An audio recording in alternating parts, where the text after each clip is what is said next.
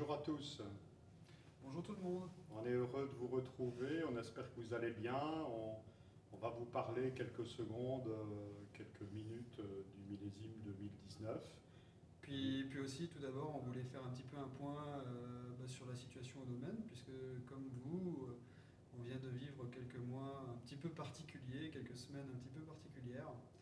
Euh, Au domaine, tout fonctionne. On est reconnaissant envers notre équipe qui nous a suivis, puisque finalement, nous, au domaine, le confinement, finalement, c'est un confinement dans les vignes. C'est un confinement à l'extérieur, C'est un confinement sous le ciel. voilà, ce qui peut être un petit peu à l'absurde, j'ai envie de dire, puisqu'on était plus au soleil que d'habitude. Voilà. Avec quelque chose d'assez étrange, c'est que ça a été une période bien sûr très difficile parce qu'il y a le stress, il y a les gens qui sont malades, il y a les gens qui sont en convalescence, il y a ceux qui sont sous suspicion, et puis il y a ceux qui sont là, fidèles au poste, et puis ceux qui reviennent. Voilà, donc il y a des hauts, des bas, mais en même temps, ça a été un moment très exaltant parce qu'on a eu énormément de travail. Avec une équipe un peu réduite, très fidèle, rassemblée. Mais on a super bien fonctionné. Ouais, et donc c'était une année finalement, d'un point de vue du vignoble, très agréable. Même si ce millésime 2020 il est très en avance, très très précoce. Ouais, ça n'a pas poussé trop, on a pu suivre gentiment, même en équipe assez réduite. Et c'est un millésime qui se présente aujourd'hui techniquement d'une façon assez extraordinaire, contrairement à la même époque 2019, où finalement, après un fin d'hiver beau, avec du beau temps et tout pour pousser, la vigne a démarré très tôt. Et après, elle s'est arrêtée, elle a grenouillé pendant des semaines et des semaines. Elle a eu du mal à pousser, il faisait pas beau, il y avait beaucoup de pluie, c'était un printemps un peu pourri. Et on a fleuri tard. Voilà, ce qui au final nous donne un profil de millésime pour le 2019, profil de millésime tardif. Plutôt tardif, voilà. Donc pour donner un chiffre, on a fleuri le 15 juin en 2019, on a fleuri le 6 mai en 2020. Voilà, alors millésime tardif, c'est assez bizarre de dire ça parce que si on regarde vraiment les dates de vendange, et bien finalement ça correspond à des millésimes précoces des années 70. Oui, ou même, ça n'existait même pas dans les années 70. C'est pratiquement une année précoce des années 2000. On a vendangé Voilà. le 15 septembre, ce qui Et est tôt. aujourd'hui, c'est une année tardive parce Voilà. que on voit avec le changement, hein, si on regarde les derniers millésimes, on est de plus en plus tôt. Ouais. Et 2019, il est plutôt pas dans la lignée des derniers millésimes, Oui. mais plutôt plus tard. On a Alors eu, là où c'est surprenant, là où c'est vraiment intéressant, c'est que ça donne des profils de vin qui sont des profils de vin vraiment de millésime tardif. Ça veut dire ça ressemble à des 2008, ça ressemble à des 2010, à des vins qui sont très élancés, assez épurés. Alors c'est pas épuré jusqu'au profil de 2010, c'est peut-être un peu plus dans la matière quand oui, même. entre 5 et 8, finalement. Ouais, entre... Moins complexe et peut-être riche que 5, mais très proche de 8. Très proche de 8, Voilà. ouais. Alors, pour être précis jusqu'au bout, donc il a fait à partir du 15 juin plutôt beau. Et on a eu une grande période de très forte chaleur, de canicule et de sécheresse, qui a mis en péril vraiment la vigne. Et à un moment, beaucoup de terroirs légers, les vignes étaient complètement bloquées. Et finalement, on a eu à partir du 15 août des pluies, des conditions plus fraîches et une période de vendange vraiment automnale. Bizarrement, Ouais. un temps qu'on avait dans le temps qu'on a eu historiquement plutôt en octobre, c'est-à-dire des petites pluies, des ciels un peu bâchés, des températures très fraîches le matin, de la rosée, du soleil l'après-midi, de la pourriture noble. Donc c'était des vendanges, retour à, oui, quelque chose dans les années 90. Voilà, c'est en ça que le millésime peut être qualifié de tardif, avec des vendanges un peu d'automne, donc des fruits très mûrs et en même temps tendus, Ouais. très nourriciers. Donc Puis, on ça a donne à des la vins fois, très intéressants. à la fois de la mâche et une structure acide ébouriffante, Ouais. quoi. Avec des petits rendements, parce que la vigne a été fatiguée après 18, même si nous avions coupé énormément de raisins en 18. La vigne était plutôt fatiguée, donc elle a donné un rendement plutôt modéré, même si chez nous, évidemment, c'est très régulier, il n'y a pas beaucoup de variations comme chez nos collègues. On a fait une petite récolte de grande qualité. C'est ça. Et la vinification, contrairement à 18, a été, je crois, on peut dire Beaucoup plutôt plus, facile. beaucoup plus facile à mener puisque c'est un millésime, les jus rentrent froids, il y a des pH qui sont beaucoup plus bas. Donc dans la gestion, on a aussi pu se passer de beaucoup de soufre, puisqu'il y a très peu de soufre au pressoir, voire pas du tout sur beaucoup de cuvées. Et c'est vrai que ça donne aujourd'hui un éclat sur les vins qui est assez magique, quoi. Ouais. Alors, pour moi, les deux axes de 2019 qui sont à retenir, il y a les Marnes qui s'en sortent de manière éblouissante. Ouais. Alors, Bourg et Schoenenbourg, Ouais, ça c'est deux montagnes.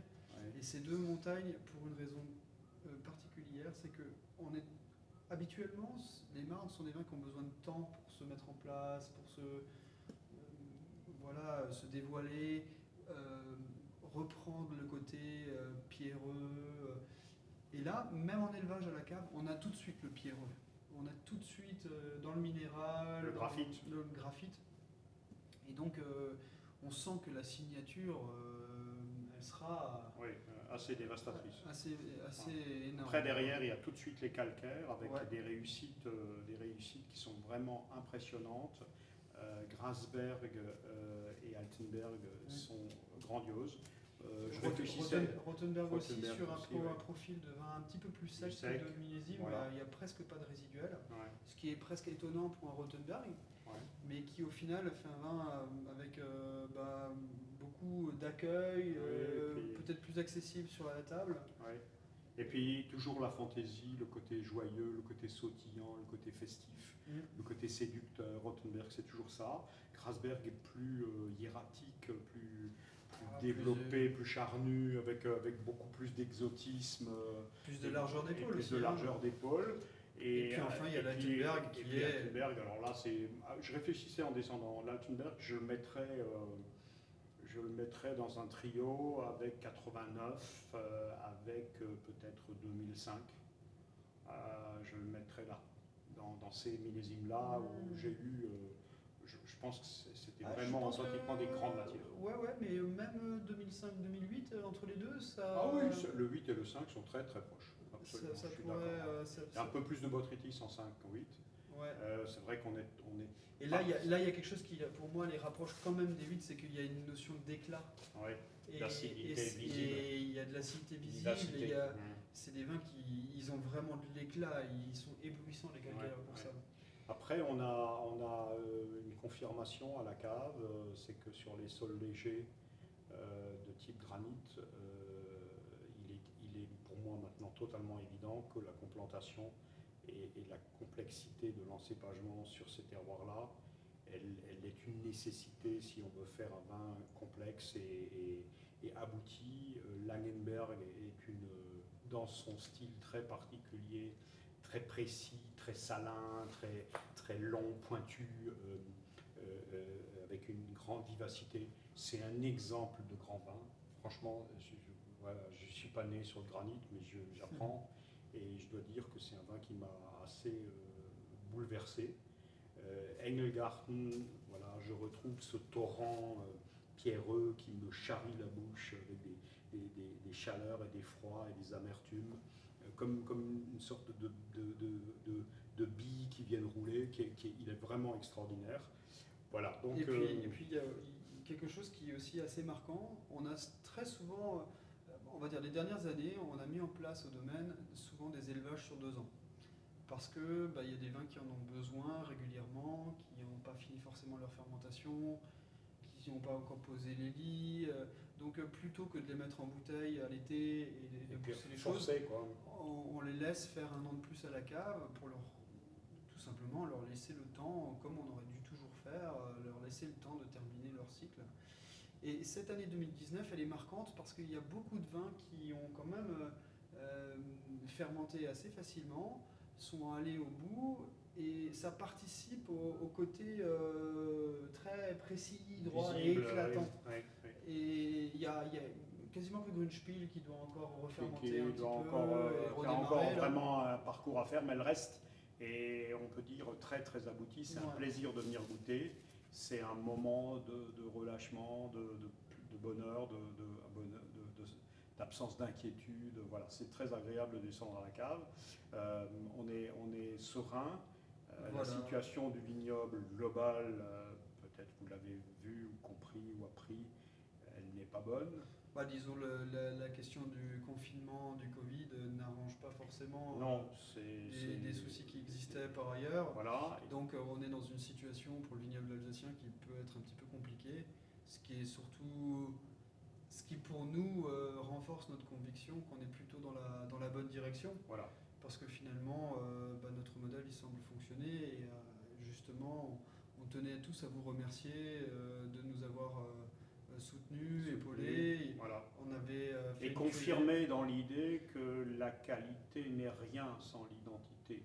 Le produit a besoin d'avoir une identité claire, et cette identité, finalement, elle ne peut être qu'industrialisée ou naturaliste et reliée au terroir. Nous avons choisi notre camp. Nous pensons que l'identité doit venir du lieu. Nous pensons que notre style individuel de vinification doit s'effacer derrière la personnalité des terroirs. Et c'est une grande grâce, c'est une chance extraordinaire de pouvoir vinifier dans cette cave les trois grandes familles de roches, les roches cristallines, les roches sédimentaires, les roches volcaniques, d'avoir une telle diversité. Je ne crois pas qu'il y a une cave quelque part où, au plan du goût, il y a des différences aussi marquées et aussi légitimes qu'ici.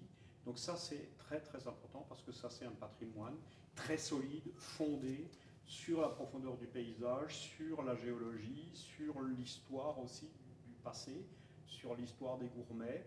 Et donc, nos notes de dégustation que vous lirez, on espère, avec attention, c'est la synthèse de la vision de Mathieu, un peu technique, de vinificateur, d'analyse précise et assez aromatique, et puis celle que moi je développe plus, qui est plus tactile, plus émotionnelle, plus aussi de l'invisible. On a fait une synthèse entre les deux, donc les notes sont très complètes. Elles vous font vivre l'expérience d'un dégustateur qui descendrait avec nous à la cave le plus honnêtement possible, sans travestir rien, sans s'envoler non plus. Voilà, le plus et puis directement. Le message qui est à passer, c'est que les cuvées sont fidèles à leur caractère habituel. Voilà, voilà. Donc si vous avez toujours été des amoureux du Grasberg par exemple, et bien le Grasberg est là. Grasberg est là. Bourg est là, Engelgarten est là, Langenberg est là, Schofweg est là. Donc voilà. Finalement, on est Mambourg est là. très heureux de notre millésime 2019. Voilà. Et voilà, on espère que vous en profiterez aussi. Et on est très heureux de vous retrouver, de vous savoir fidèle au poste et de permettre à cette aventure de se poursuivre, de s'amplifier. Il y a autour de nous beaucoup de vignes, de plus en plus de vignes qui sont en déshérence, avec des viticulteurs qui abandonnent un peu, qui sont malheureux, qui ne voient pas le bout du tunnel. Et donc moi ça me fait de la peine de voir ces vignes comme ça, toutes seules, mal. Et on en a repris quelques-unes, mais on ne peut pas reprendre tout, on ne pourra pas reprendre tout, parce que ce serait trop gros et trop ambitieux pour le mener à un autre niveau d'exigence. Donc on va rester modeste et des artisans, mais comptez sur nous pour toujours le faire bien, en le démécanisant de plus en plus, en l'emmenant de plus en plus dans la naturalité, dans le respect profond, presque mystique de la nature. C'est notre chemin, on est heureux de le faire tous les deux. Et on sait que vous êtes sensible à cet aspect-là. À l'évidence, le confinement a montré ça. Et d'ailleurs, dans le futur, il y aura aussi au domaine possiblement quelques nouvelles cuvées. Donc voilà. L'année prochaine, l'année 2020, devrait être pleine de surprises. Vous réserve quelques surprises parce qu'il y a des choses qui se préparent et on est dans une aventure. Il est trop tôt pour en parler, mais on va vous proposer dans le futur une nouvelle étape. Voilà. Merci à tous. Merci, à bientôt. À bientôt.